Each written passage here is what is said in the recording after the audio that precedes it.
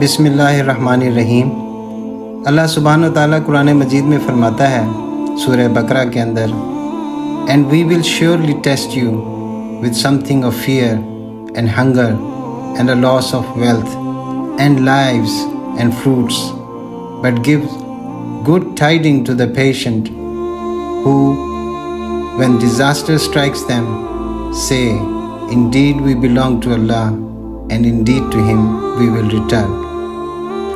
دوستو، اللہ تعالیٰ نے قرآن مجید کے اندر فرمایا ہے کہ میں تمہیں ضرور ٹیسٹ کروں گا، تمہاری آزمائش لوں گا۔ ایسا ہو نہیں سکتا کہ کوئی شخص جو ہے آزمائش کے بغیر رہ جائے۔ اللہ تعالیٰ مختلف قسم کی اس کو آزمائشیں اس کی زندگی بھر اس کو دیتا رہے گا، اور اس کو یہ آزمائش اور یہ امتحان سے گزرنا پڑے گا۔ کوئی انسان اس امتحان کو دیے بغیر رہ نہیں سکتا۔ تو سب سے پہلے جو اللہ تعالیٰ ہم سے آزمائش لے گا، ہمیں امتحان میں ڈالے گا، وہ ہے خوف ان باتوں کا ساری زندگی کہ ہمارے راز کسی کو پتہ نہ چل جائیں، ہماری باتیں جو ہم نے لوگوں کو کہی ہیں وہ پتہ نہ چل جائیں، جو میں نے لوگوں کا حق مارا ہے، جو میں نے لوگوں کو دھوکہ دیا ہے، وہ اس کا پتہ نہ چل جائے، اور ایک خوف کی کیفیت میں رہے گا کہ کل میرے ساتھ کیا ہوگا، مجھے کیا کرنا ہے، مجھے کس طرف جانا ہے، مجھے اس سے نکلنے کی کوئی راہ دکھائی نہیں دے رہی۔ تو اس طرح کے خوف سے اللہ تعالیٰ ہمیں جو ہے آزماتا رہے گا کہ کل میرے ساتھ کیا ہونا ہے، میری صحت کے ساتھ کیا ہونا ہے، میرے کاروبار کے ساتھ کیا ہونا ہے۔ لا محالہ بے تحاشا خوف کے اندر جو ہے اللہ تعالیٰ مختلف آزمائشوں میں اس کو ڈالتا رہے گا۔ پھر وہ ہمیں آزمائش دے گا بھوک کی۔ بھوک ایک ایسی چیز ہے جس کا خوف جو ہے ہر انسان کو رہتا ہے کہ میرے پاس کھانا کہاں سے آئے گا، کہیں میرا کھانا ختم نہ ہو جائے، کہیں میرا رزق ختم نہ ہو جائے، کہیں مجھے لوگوں سے مانگنا نہ پڑ جائے۔ تو جو مہنگائی بڑھتی جا رہی ہے، میرا کس طریقے سے گزارا ہوگا، میں کل تک کیسے جیوں گا، یہ سارے خوف جو ہیں انسان کو لاحق ہوں گے اور وہ آزمائش لے گا۔ پھر اللہ تعالیٰ ہمیں فرماتا ہے کہ تمہیں میں دولت سے آزماؤں گا، دولت میں کمی کی طرف سے آزماؤں گا کہ تم اس میں کیا کرتے ہو۔ تمہارے پاس جو بینک بیلنس ہے وہ آج ہے، وہ کل نہیں رہے گا۔ پھر کیا کرو گے؟ کیا لوگوں سے مانگو گے؟ کیا رشتہ داروں سے مدد لو گے؟ میرا خرچہ بڑھتا جا رہا ہے، میری آمدن کم ہے اور خرچہ زیادہ ہے۔ اس کا خوف آپ کو ہر وقت ستاتا رہے گا۔ اللہ ہمیں آزماتا رہے گا کہ ہمارے مال کا کیا بنے گا، جو ہمارا بینک بیلنس ہے، جو میں نے کمیٹیاں ڈالی ہوئی ہیں، جو میں نے سیونگز کی ہوئی ہیں، یہ اس کو کوئی چوری نہ کر لے، میرے گھر ڈاکہ نہ پڑ جائے، اس کو کہیں حفاظت سے رکھوں، کل کو میرے کام آئے گا۔ اس چیز کا خوف جو ہے ہمیں ہر وقت ستاتا رہے گا۔ پھر اللہ تعالیٰ فرماتا ہے کہ پھلوں میں کمی کی وجہ سے، پھلوں میں کمی سے مراد جو لوگ باغ لگاتے ہیں ان کو بہتر پتہ ہے کہ وہ سارا سیزن محنت کر کے دن رات ایک کر کے باغ لگاتے ہیں، لیکن ان کو ایک خوف ہمیشہ رہتا ہے کہ اس کے اوپر کوئی عذاب نہ آ جائے، اس کے اوپر کوئی طوفان نہ آ جائے، میرا مال ختم نہ ہو جائے، میری جو یہ آمدن ہے جس کو میں نے سارا سال کھانا ہے اور محنت میں کر چکا ہوں، اب اس کا پھل مجھے مل جائے، اللہ کرے موسم ٹھیک رہے۔ یہ سارے خوف اس کو لاحق رہتے ہیں، اور اس کی ساری معیشت جو ہے وہ انہی زراعت کے اوپر مبنی ہوتی ہے۔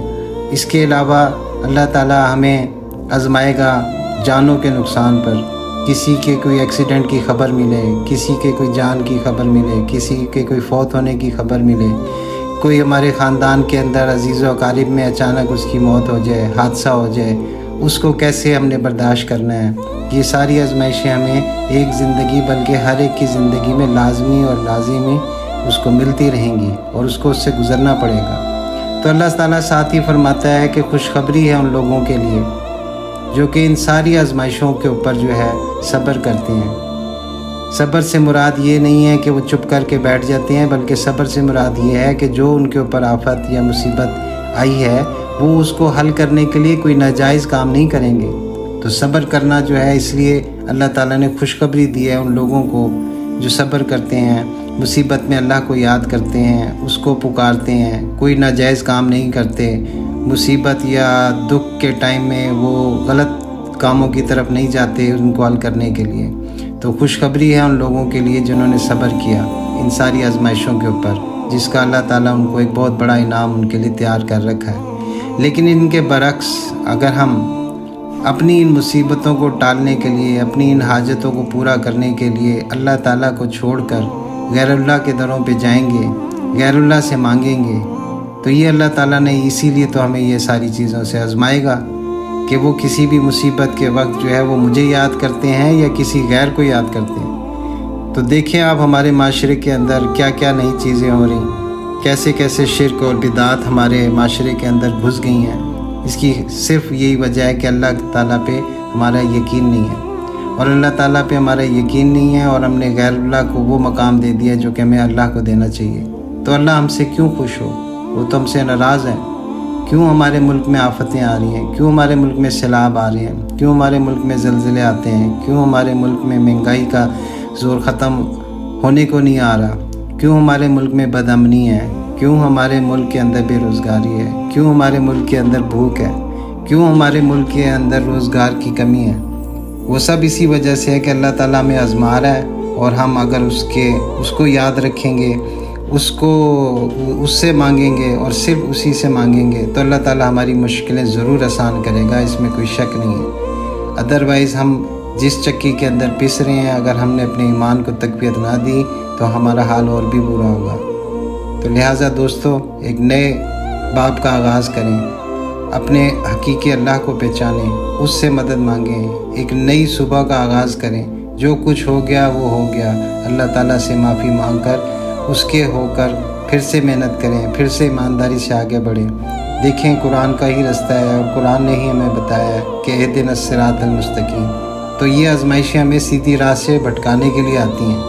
تو جو لوگ صبر کرتے ہیں وہ کامیاب رہتے ہیں، اور جو لوگ بھٹک جاتے ہیں اور دوسرے ناجائز کاموں سے اپنی ضروریات کو پورا کرتے ہیں وہ گمراہ ہو جائیں گے۔ اور یہ ایک ایسا ڈیوائن نالج ہے کہ ہمارے گھروں میں پڑا ہے۔ ہم اپنے مسائل کے لیے ڈاکٹروں پہ جا رہے ہیں، سائیکیٹرسٹ پہ جا رہے ہیں، موٹیویشن کے لیے جا رہے ہیں۔ سب سے بڑی موٹیویشن تو ہمارے گھر میں پڑی ہے، وہ کتاب جسے ہم نے اونچا کر کے احترام سے رکھا ہوا ہے، لیکن یہ اس کا احترام نہیں ہے۔ یہ بڑا ہم ظلم کر رہے ہیں اپنے قرآن مجید کے اوپر کہ اس کو نہ پڑھ کے۔ تو ہم سب کو چاہیے کہ اپنی زندگیوں میں قرآن سے تعلیمات لیں اور اپنی زندگیوں کو سنواریں۔ انشاءاللہ تعالیٰ اللہ تعالیٰ ہمارے بہت قریب ہے، اور وہ ہماری مدد کرنے کے لیے ہر وقت تیار ہے۔